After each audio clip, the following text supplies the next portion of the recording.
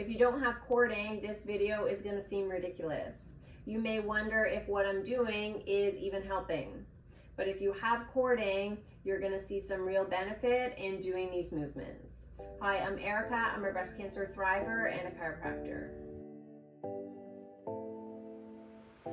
This video covers so-called resting positions for cording, kind of like stretches.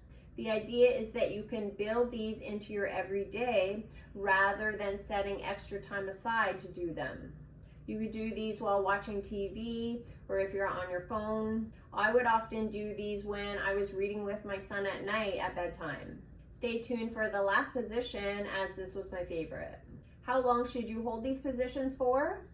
You want to work up to about 1 to 2 minutes. Because the idea is to build these into your everyday, this should be doable.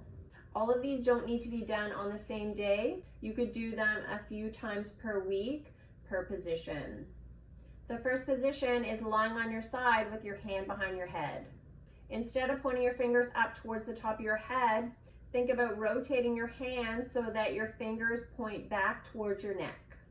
This puts added tension on the cord and opens up the chest area, which is what we want. You're going to feel this wherever you're the most tight, but in general, it's in the upper arm area. Because your wrist is in an extended position, this also puts tension on your lower arm or forearm area. The second position is best done on an elevated surface. You could do this either with your arm hanging off the side of a couch or on a bed. This is one of the ones that I would do on my son's bed. Start by lying on your back near the edge and have your arm hanging off the side. You'll likely feel a stretch in your chest area and down your arm. How far down the arm you'll feel it will depend how far your cording goes. My cording was most visible in my underarm area, but I did notice it go all the way down to my wrist. To target some different areas of tension, you can move your arm slightly up or down.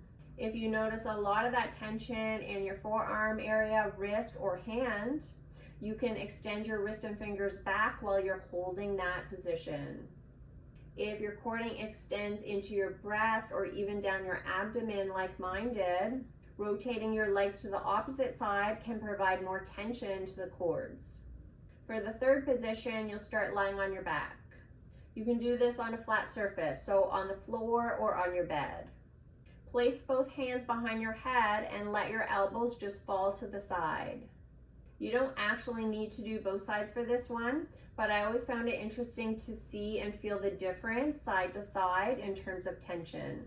Over time, I could also see improvement on the cording side because I was comparing it to the other side. This is the position that if you don't have cording, it will look like you're just lying there and doing nothing.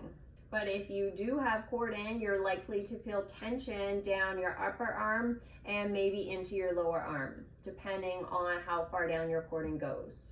You can alter the position of your elbows, so further up or down, and this will focus the pull on different areas of the cord. If you're not getting enough of a stretch for this one, you can do this on an elevated surface and have your affected side arm hang off the side. If you've gotten some value from this video, hit that like button below. This last position was my favorite one because I felt the most tension doing it.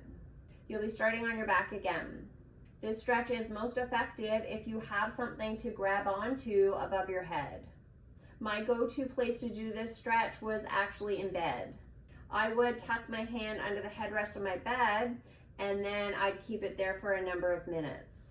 Once I was done that, I would just assume whatever position I was going to go to sleep in, and then I would try to do this on most nights. Because this position was so convenient, I ended up doing this pretty often. Another option would be doing this on the floor at home and reaching above your head and grabbing onto the leg of a chair or a couch. And this would again just provide some extra traction. You could try some different variations where, for example, one time you might do it where your arm is completely straight, and then another time you would do it and your arm is slightly bent. You'll just feel some different areas of tension that are being pulled more than others depending on your position. With this position, you'll likely feel tension in your underarm area and also down your arm. Since my cording also went into the side of my breast and down my abdomen, I actually felt it quite a bit in these areas as well. Cording was definitely one of my most stubborn side effects, and I researched this pretty extensively to figure out what works best to address it. If you're looking for a resource that has everything all in one place, I created a cording guide which incorporates all the strategies that I used. It's a digital guide, so you can either print it out or follow along on your device, and it has step-by-step pictures and instructions for each strategy. It covers things like self-massage, nerve glides, cupping, stretching, and more. It's best to find a few things that work and then do those things consistently. This next video focuses on another cording strategy, bar hanging. But don't worry, you don't actually need a bar. The video will show you the exact steps to follow. See you there.